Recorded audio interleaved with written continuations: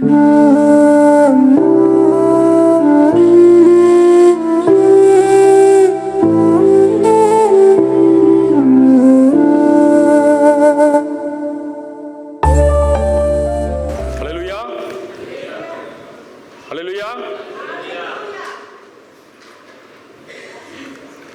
காலை மன்னிச்சுக்கொள்ளுங்க, இந்த ராத்திரி நேரத்தில் கூட உங்களோடு லூக்கா 2ஆம் அதிகாரம் வசனம் 10 12 முடிய நாம் வாசிக்க கேட்டோம். பிரியமான இந்த நேரத்தில் கூட விசேஷமாக இந்த 3 வசனத்துல 11வது வசனத்துல மாத்திரம் இந்த ராத்திரி நேரத்தில் உங்களோடு நான் பகிர்ந்து கொள்ள ஆசைப்படுகிறேன். Today I would like to share from Luke chapter 2 verse 11. Friends, Christmas is a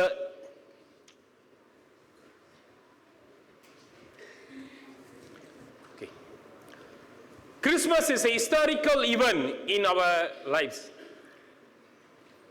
Christmas ஆனது நம்மளுடைய வாழ்க்கையில அது ஒரு சரித்திரம் நிறைந்த ஒரு காரியமாக இருக்கிறதை நம்ம பார்க்கலாம். The reason is it is a present reality. அது தற்போது இருக்கிறதான ஒரு நடைமுறையான காரியமாக, உண்மையான ஒரு காரியமாக இருக்கிறத நம்ம பார்க்கலாம். அதன் அடிப்படையில் லூக்கா 2ஆம் அதிகாரம் 11வது வசனத்துல பிறந்தவர் யாருக்காக பிறந்தார், எப்ப பிறந்தார், பிறந்தவர் யார்? In that perspective, I would like to highlight 3 important things from Luke chapter 2 verse 11. For whom was Jesus born, when he born, and who he is. யார் அவர்?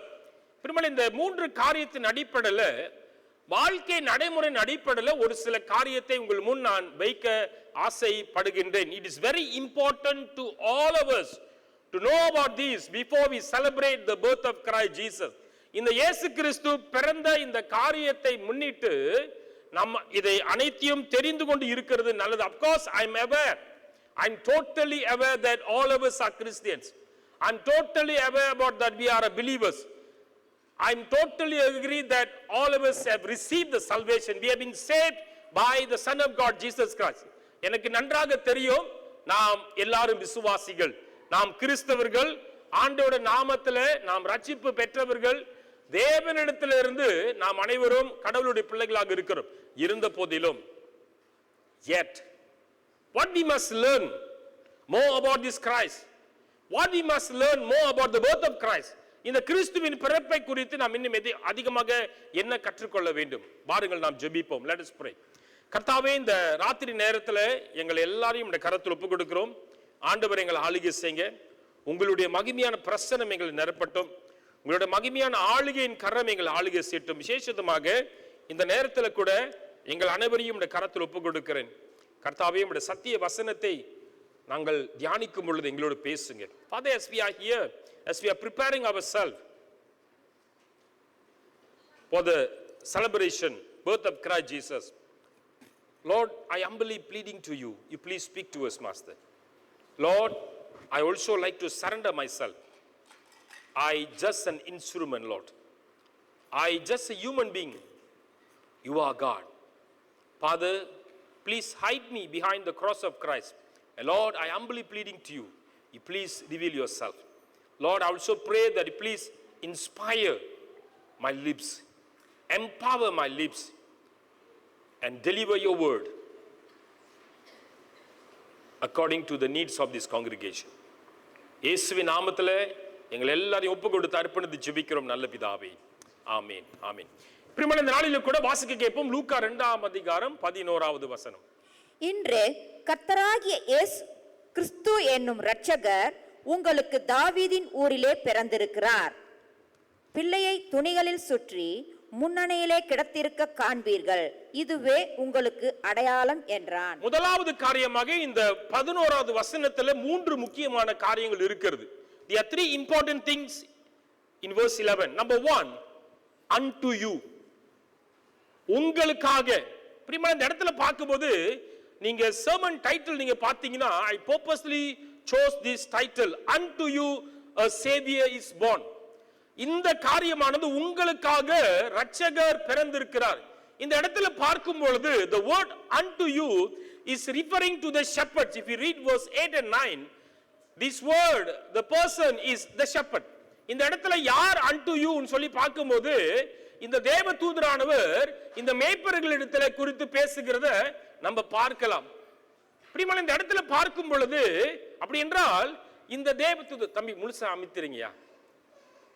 ஓகே, அப்ப அந்த இடத்துல பார்க்கும்போது இயேசுவானவர் இந்த மேய்ப்பர்களுக்காக பிறந்தார் என்று சொல்லி இந்த தேவதூதர் இங்க சொல்லி இருக்கிறதை நம்ம பார்க்கலாம். That means the angel has emphasized that Jesus was born for them as well.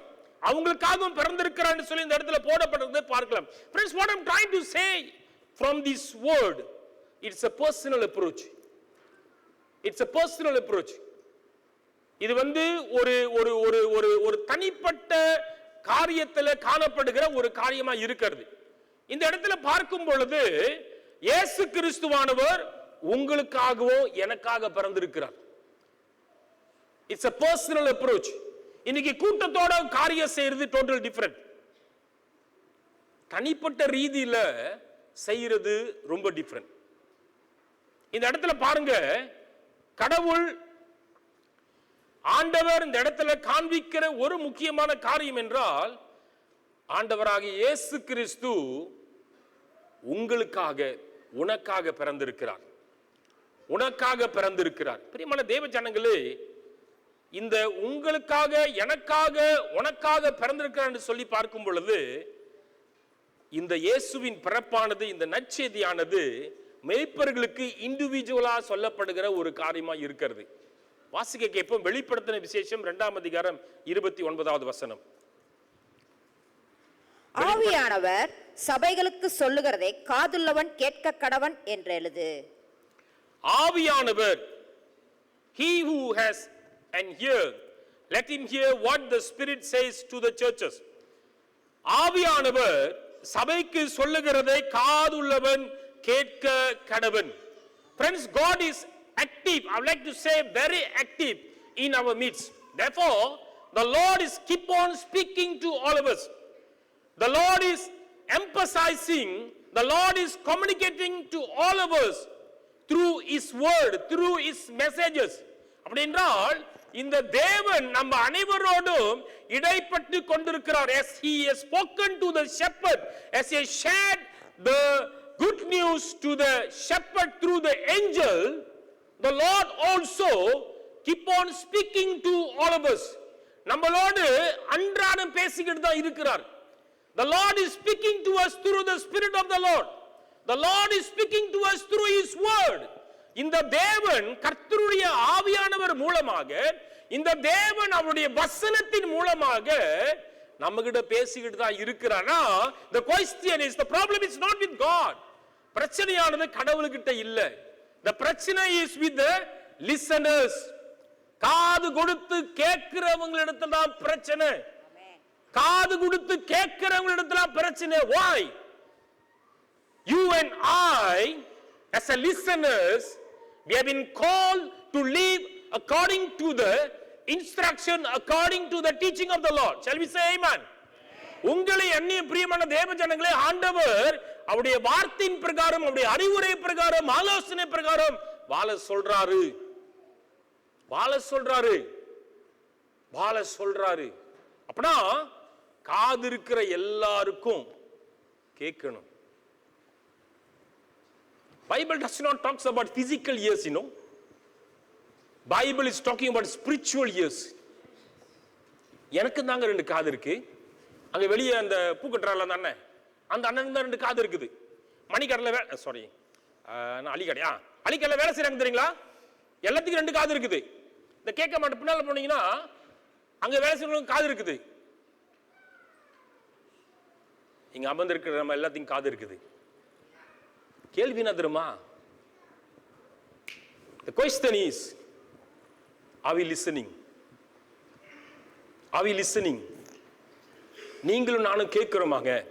Friends, God is conveying the message to all of us with a purpose. I would like to repeat, if God is conveying a message to you and me, that means God is revealing His purpose. And I would like to repeat again that it is a personal approach. தனிப்பட்ட ரீதியில கடவுள் பேசிக் கொண்டிருக்கிறார். தனிப்பட்ட ரீதியில ஆண்டவர் நம்மளோடு பேசிக் கொண்டிருக்கிறார். இன்னைக்கு அநேக நேரத்துல இப்படியா கூட்டமா உட்கார்ந்து, இல்ல இது அவங்களுக்கு தான், இல்ல இது இவங்களுக்கு தான், இல்ல அது அவங்களுக்கு தான், அப்படி சொல்லி சொல்லி சொல்லியே அநேக நேரத்தில் நம்ம வாழ்ந்துகிட்டு இருக்கல. நேரத்தில் பேசுங்கள, நல்லா உரைக்கிட்டோம், அவங்க தான், அவங்களுக்கு தான், நல்லா உரைக்கிட்டோம். ஏன் கடவுள் உங்கள்கிட்ட பேச மாட்டாரா? கடவுள் ஏன்ட்ட பேச மாட்டாரா? இன்னைக்கு கிறிஸ்துமஸ் பண்டிகையை கொண்டாட போறோங்க. சாரி, இன்னும்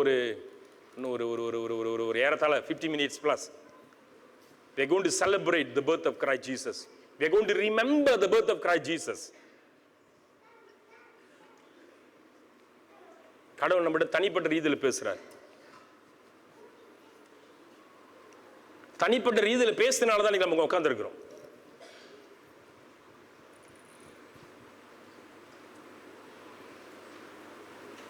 Church, God is communicating to all of us.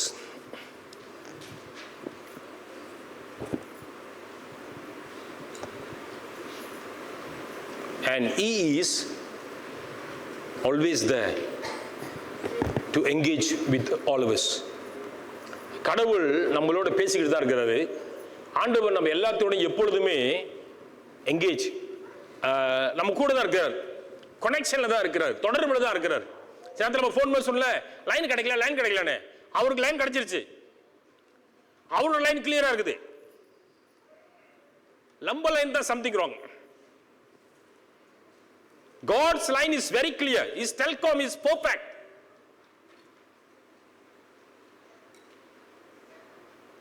Ours is something wrong. That's the reason we are ignoring the word of God. That's the reason sometimes when something is happening into our life, we cannot leave, we cannot face everything according to the word of God. Am I making sense, church? உண்மையிலே வார்த்தை பிரகாரம் நான் வாழ்ற சொல்ற மனுஷனும் மனுஷியும் விசுவாசியும் எல்லா சூழ்நிலையிலும் எல்லா நேரத்திலும் எந்த ஒரு பிரச்சனை வந்தாலும் வசனத்தை கொண்டு வாழ்வாங்க. அதுதான் உண்மையான சீஷன், அதுதான் உண்மையான விசுவாசி, அதுதான் உண்மையான கிறிஸ்தவங்களுக்கு அர்த்தம். ஏன் தெரியுமா? காதுள்ளவன் காது இல்லாதவன் கேட்க மாட்டார்கள், அவ்வளவுதான். அப்ப ஒன்னாவது காரியமா இந்த இடத்துல பாருங்க, கிறிஸ்துமஸ் பண்டிகை கொண்டாடுகிற நமக்கு நற்செய்தி ஒன்னாவது எனக்குங்க. நம்மளை பார்த்து சொல்லுவோம், ஓகே, நம்மளை பார்த்து நம்ம என்ன, இஃப் யூ டோன்ட் மைண்ட், நீங்க உங்க கையை நீங்களே கிள்ளிக்கிங்க, தொழுங் சூபே தாங்க நாண்டா, சும்மா கிள்ளுங்களேன். மணி ஒரு 11:10 ஆச்சு, எல்லாம் டேக் ஆஃப் டைம், சும்மா கிள்ளிங்க. கிள்ளிட்டு சொல்லுங்க, உங்களை பார்த்து சொல்லுங்க, இப்படி கை காட்டுங்க, உங்களை பார்த்து என் மூஞ்ச பார்த்துங்க, இது உனக்கு தான். நான் இப்படி காட்டுறேன், நீங்க அப்படி வச்சுக்கங்க, இது உனக்கு தான். சரி, இது உனக்கு தான். என் பேரை சொல்லாதீங்க, உங்க பேரை சொல்லுங்க. இது எனக்கு தான் அப்படின்னு சொல்லுங்க, வாய்த்தோன்னு சொல்லுங்க. இது எனக்கு தான், இந்த நற்செய்தி எனக்கு தான், இந்த தேவ வார்த்தை எனக்கு தான். இந்த இடத்துல பார்க்கும்போது why we need this good news, why God must speak to all of us. ஏன் கடவுள் நம்ம எல்லாத்துக்கும் பேசணுங்க? Why God must speak and when? Let us go back to Luke chapter 2 verse 11. லூக்கா 2:11 வாசிக்க கேட்போம். இன்று கர்த்தராகிய கிறிஸ்து என்னும் இரட்சகர் உங்களுக்கு தாவீதின் ஊரிலே பிறந்திருக்கிறார். Okay, the second word is today. இன்று என்ற வார்த்தை பாருங்க, the Lord is very specific on his timing. ஆண்டவர் அவருடைய நேரத்தை குறித்து ரொம்ப ஸ்பெசிபிக்கா பேசுறார், and is very particular on his timing. Of course, in the Old Testament many prophecies has been given regarding the birth of Christ Jesus. அநேக தீர்க்கதரிசன வார்த்தைகள் இயேசுவின் பிறப்பை குறித்து எழுதப்பட்டிருக்கிறது. ஆனா புதிய ஏற்பாடுல இது நிறைவேறிச்சிருது.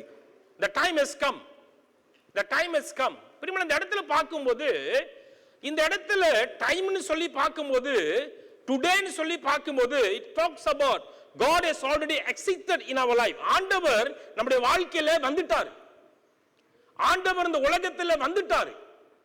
The message has been given to the shepherd after the birth of Christ Jesus. Am I right?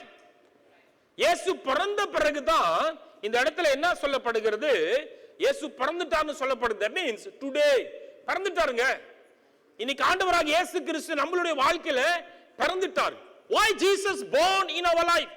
Why Jesus born into this world? Friends, there is a reason. God would like to be in action. ஆண்டவர் செயல்முறை ஆற்றவிருக்கிறார். தேவன் தன்னுடைய சித்தத்தை செய்ய வந்தார். The Son of God, Jesus Christ, came into this world. He born into this world to fulfill the will of God. That means he knew that he will be in action. அவருக்கு நல்லா தெரியும் அவர் செயல்முறை ஆற்றவிருக்கிறார். Why God, the Son of God must be in action? It is due to the urgency. What is so urgent today? What is so urgent today? இப்போ என்ன கேட்டிங்கன்னா, நான் கேட்டனா நீங்க சொல்வீங்க, பாஸ்டர் சீக்கிரம் முடிச்சிருங்க, 12 மணிக்கு போகணும், அப்புறம் இங்க வந்து எல்லாம் போட்டோ எடுக்கணும், போட்டோ எடுத்துட்டு போயிட்டு நாளைக்கு காலையில விசிட்டர்ஸ் வராங்க, நான் 4 மணிக்கு எந்திரிக்கணும், கோழிலாம் ஆஞ்சி வச்சுட்டு தான் வந்திருக்கிறேன், மிளகா அரைக்கணும், பிரேக்ஃபாஸ்ட் செய்யணும், தோசை சுடணும், இட்லி சுடணும், பாலப்பம் சுடணும். இதுதான் உங்களுடைய ஏஜென்சி இப்போதைக்கு. Am I right? என்ன கடை நான் சொல்றேனே, இது முடிச்சுட்டு நல்லா சாப்பிட்டு நல்லா டேக் ஆஃப் பண்ணணும். நாளைக்கு எத்தனை மணிக்கு கண்ணு முழிக்குதுனோ அப்பதான் கண்ணு முழிப்பேன். அதான் என்னோட ஏஜென்சி. இங்க இருக்க எல்லாத்தையும் கேட்டா எல்லாத்துக்கும் சொல்லுவோம். இந்த இடத்துல பாருங்க, இப்ப என்ன தெரியுமா ஏஜென்சியா இருக்குது? ஒரு வசனத்தை வாசிக்கப்போம் தம்பி. நெக்ஸ்ட் ஸ்லைட் ஐயா.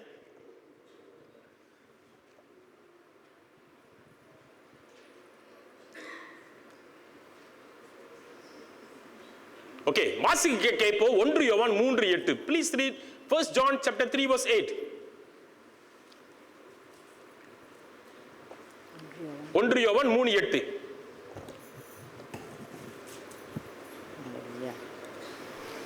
பாவம் செய்கிறவன் பிசாசினால் உண்டாயிருக்கிறான். ஏனெனில் பிசாசானவன் ஆதி முதல் பாவம் செய்கிறான். பிசாசினுடைய கிரியைகளை அழிக்கும்படிக்கே தேவனுடைய குமாரன் வெளிப்பட்டார். Friends, இந்த இடத்துல பாருங்க, பிசாசு இந்த உலகத்துல அநேக காரியங்களை செய்து கொண்டிருக்கிறான். The devil is implementing, the devil is working hard to demolish all the plans of God, to demolish the creations of the Lord. பிசாசு இன்னைக்கு உலகத்துல அநேக காரியத்தை அழிவுக்குள்ள கொண்டு வருகிறான். Let me give you 4 examples which is taking place in our midst. Number 1, நீங்க கண்டிப்பா நான் விசுவாசிக்கிறேன், சன்வேக்கு வந்து சில பேர் ஷாப்பிங் போயிருப்பீங்க. இத்தனை வருஷமா சன்வேல நீங்க பாத்தீங்கன்னா கிறிஸ்மஸ் கிரீட்டிங் சொல்லி தான் போட்டிருக்கோம். இந்த வருஷம் என்ன போட்டிருக்கு தெரியுமா? சீசனல் கிரீட்டிங்ஸ் போட்டிருக்கு. Why there is a change? Listen carefully, church. Number 2, one more incident took place in Malacca about the Christmas decoration. The higher authority has requested to take away all the decorations, Christmas decorations. Why suddenly? Number 3, இதுதான் ரொம்ப ஃபன்னியா இருக்குதுங்க. எல்லாரும் வாங்கோலி வாங்கிட்டீங்களா? வாங்கோலி வாங்கிட்டீங்களாங்க? இந்த ஆண்டு மலேசியாவுக்கு நிறைய வாங்கோலி ஆஸ்திரேலியால வந்துச்சு. Okay, this year the turkey has been brought from Australia. ஜெய் ஜஸ்கோ, இப்போ ஜெய் ஜஸ்கோல A1. Okay, A1 supermarket நீங்க போனீங்கன்னா you can get turkey from A1 supermarket. அதுக்குன்னு தனியா ஒரு இடத்தை வச்சு விற்கிறாங்க. You know how they have categorized the turkey? Halal. Turkey வந்து ஆளாலா. நீங்களே சிரிக்கிறீங்களே, அப்ப நான் சிரிக்கிறதுல நியாயம் தப்பு இல்லைல்ல? யார் இந்த காரியத்தை கொண்டு வருது? Who's bringing these changes? What is happening surrounding our church? And I also like to highlight one more example. But I'm just telling this to support my sermon purpose. I don't have any other intention. Please don't survey about it. Okay, தயவு செய்து ஆய்வு காண வேணாம். ஒரு சபையில okay, சமீப காலத்துல ஒரு சபையில் என்ன நடந்துச்சுன்னா, of course அந்த சபை வந்து ஒரு அரசாங்கத்தினுடைய லேண்ட்ல அவங்க இருக்கிறாங்க. Recently, there was a funeral service in the church. Do you know what the TNB did? They stopped the electricity supply. அந்த சபையில எலக்ட்ரிசிட்டி சப்ளை இருக்குல்ல, டிஎன்பி வந்து அதை நிப்பாட்டிட்டாங்க. The higher authority knew that there is a church.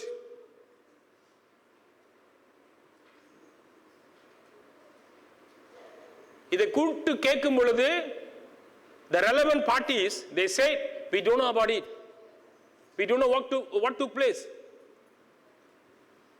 Church அங்க நடந்திருக்கலாம்.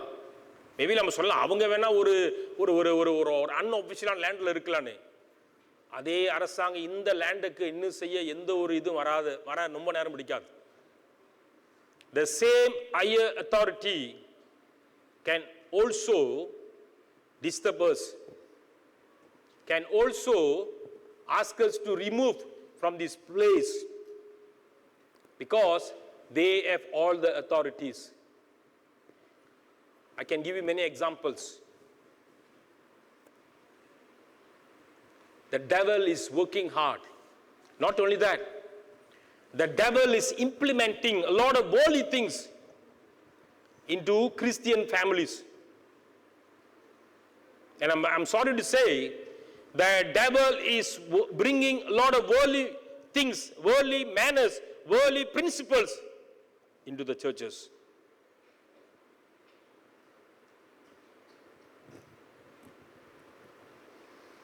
எப்படிங்க இதை மேற்கொள்ள போறோம்? How you and I are going to overcome this?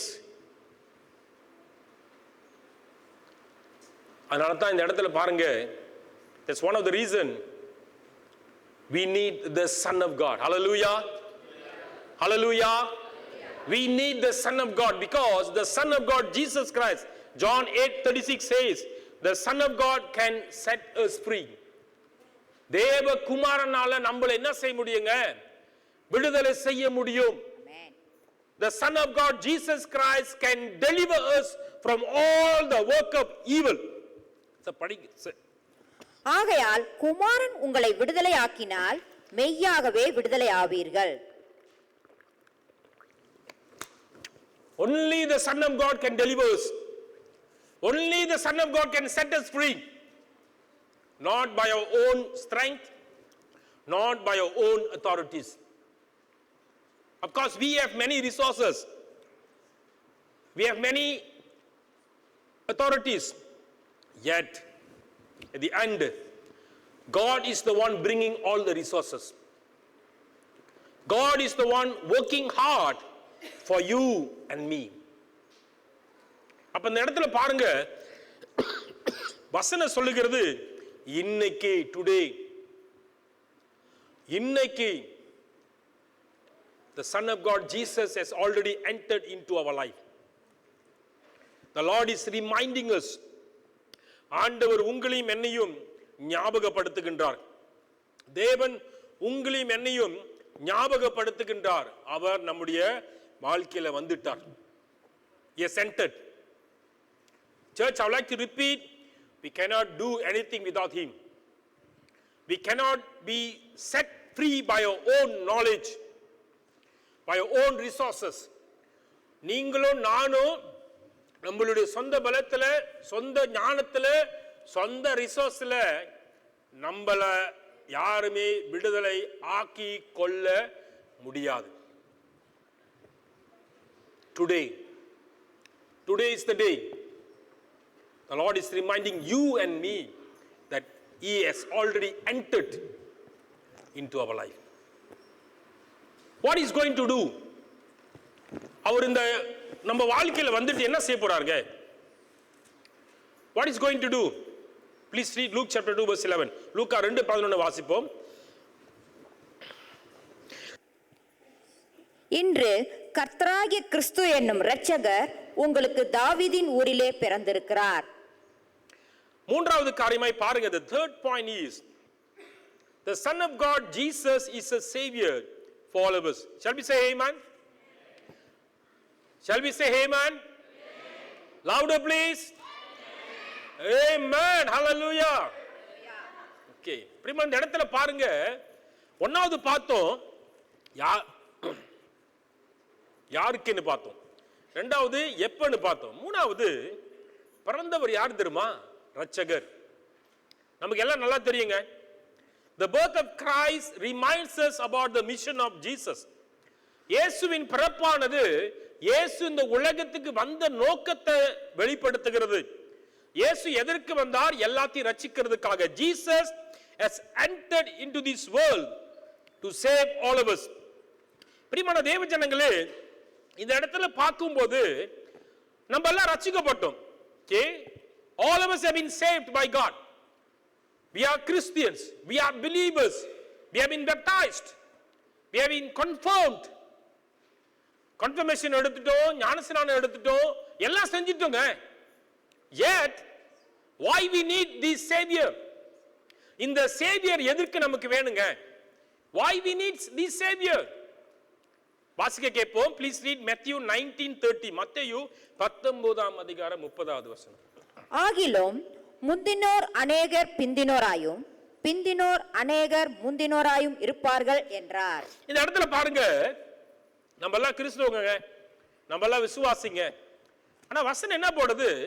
முந்தினோர் பிந்தினோராயும், but many who are first will be the last and the last will be first. Am I right? முந்தினோர் பிந்தினோராயும் பிந்தினோர் முந்தினோராயும் இருக்கு வாழ்க்கை இருக்கிறது. இந்த மத்தேயு 19ஆம் அதிகாரம் 30வது வசனத்துல பார்க்கும்போது, in Matthew chapter 19, Jesus was teaching about eternal life and entrance to God's kingdom. ஆண்டவராக இயேசு கிறிஸ்து நித்திய வாழ்வு குறித்தும் பரலோகத்துக்கு எப்படி போறது, என்ன வாசப்படின்னு சொல்லிட்டு இந்த இடத்துல சொல்லி இருக்கிறத நம்ம பார்க்கலாம். ஓகே, இந்த இடத்துல பார்க்கும்போது சீஷர்களுக்கு அவர் கற்றுக் கொடுத்தார். ஆனா இங்க என்ன நடக்குது? ஏன் இயேசு கிறிஸ்து இதை கற்றுக் கொடுத்தார்? Why Jesus thought about this, emphasized about this here? The reason was there was a rich man. ஒரு பெரிய பணக்காரன் தான், ஒரு யங் ரிச் மேன். ஓகே, அவங்கிட்ட அவன் கேட்கும்போது இயேசு என்ன சொன்னாரு? நீ எல்லாத்தையும் கொடுத்துட்டு என்கிட்ட வாங்கினாரு. அந்த பணக்காரன் என்ன பண்ணாங்க? பணக்காரன் என்ன பண்ணான்? What the young rich man did, his heart was on the money. அவன் இருதயம் எங்க இருந்ததுங்க?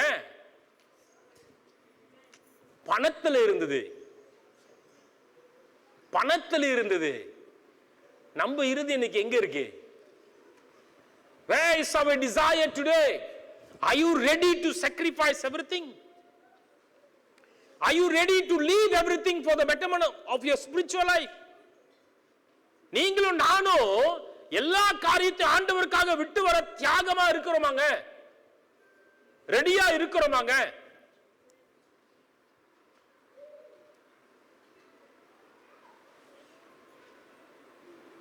ரொம்ப வேணாங்க. ஒரு சின்ன எக்ஸாம்பிளுக்காக தான் சொல்றேன், மற்றபடி எந்த நோக்கம் இல்லை. நம்ம கிட்ட ஒரு விலை உயர்ந்த ஏதாவது பொருள் இருக்குது, ஆண்டவர் சொல்றாரு இதை போய் நீ இன்னொரு ஆள்கிட்ட கொடுன்னு சொல்றாரு. சம்பூர்ணமா மனப்பான்மை கொடுத்து வந்துருமாங்க? Let me pray about it. என்னது? Let me pray about it. Why we must pray? Because we are Christians. Let me discuss with my family. நான் யார்கிட்ட பேசணும்?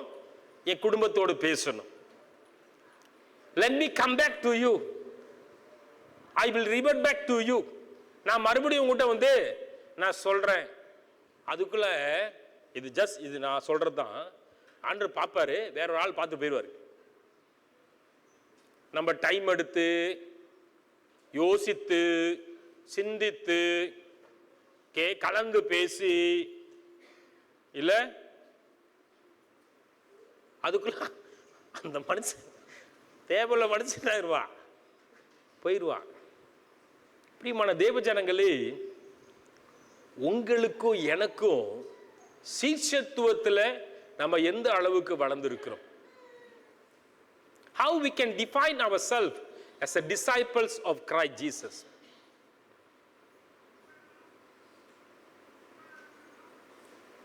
How are we defining ourselves as a disciple of Christ Jesus? இயேசு கிறிஸ்துவினுடைய சீடன் என்று சொல்லி சீடர்களாக இருக்கிற நம்ம எப்படி நம்ம அதை அர்த்தம் கொள்கிறோம்?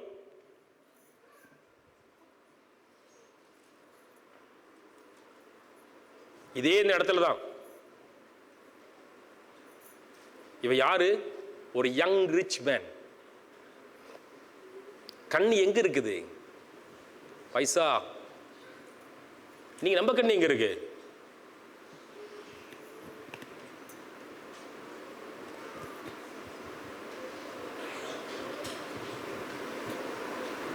We need the Savior, church. God would like to mold all of us. உங்களையும் என்னை சேர்த்தா சொல்றேங்க, என்னை சேர்த்தா சொல்றேன். ஐயோ தம்பி ராசா, பசிக்குதா ஐயா? ஏய் வேலை செய்யுது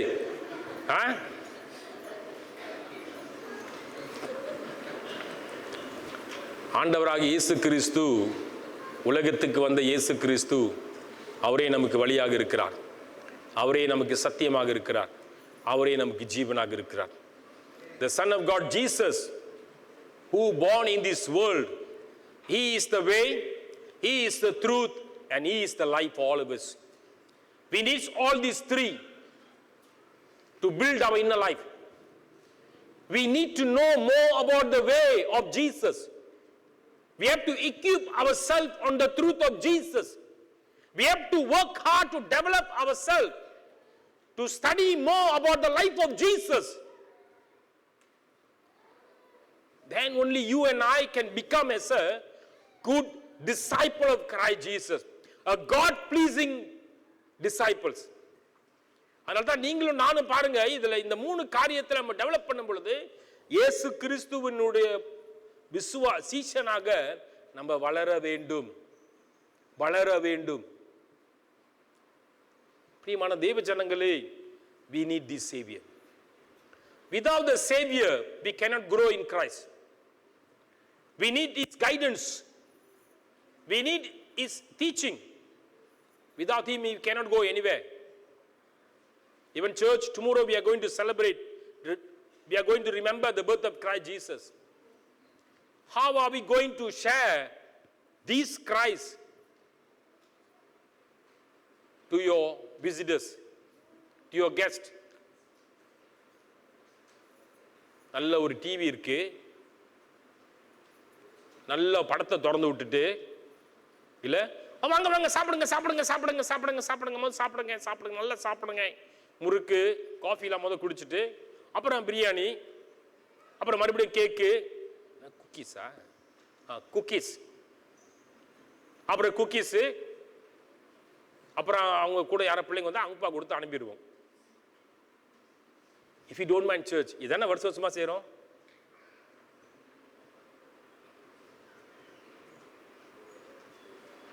Church, we need the Savior. We need the Savior. The Savior who can guide us. The Savior who can help us to grow in Him. 3 காரியத்தை பார்த்தங்க.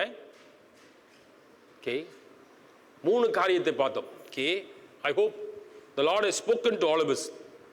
Okay. The Son of God, Jesus, is born for you at the right time. Urgency. And to guide us as our Savior. நம்ம என்ன அங்க response கொடுக்க போறோம்? எப்படி response கொடுக்க போறோம்? How the shepherds have responded to the message of the angel. வாசிக்க கேப்போம். லூக்கா 2:15.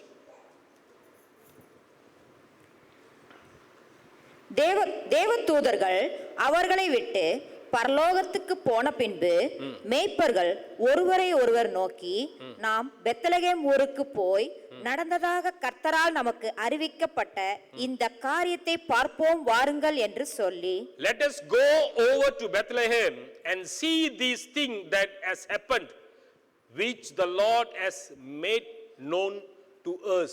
நமக்கு அறிவிக்கப்பட்ட இந்த தேவகுமாரனை என்ன செய்ய இவங்க மேய்ப்பர்கள் என்ன செய்றாங்க? பேசி எங்க போறாங்க? அந்த இயேசுவை பார்க்க போறாங்க. They decided to go and see the Son of God. பிரியமான தேவ ஜனங்களே பாருங்க, இன்னைக்கு நீங்களும் நானும் we must work hard to seek the Son of God. நீங்களும் நானும் இந்த மேய்ப்பர்களை போல இந்த தேவகுமாரனை தேடணுங்க. We must seek him. Matthew chapter 6 verse 33. மத்தேயு 6:33.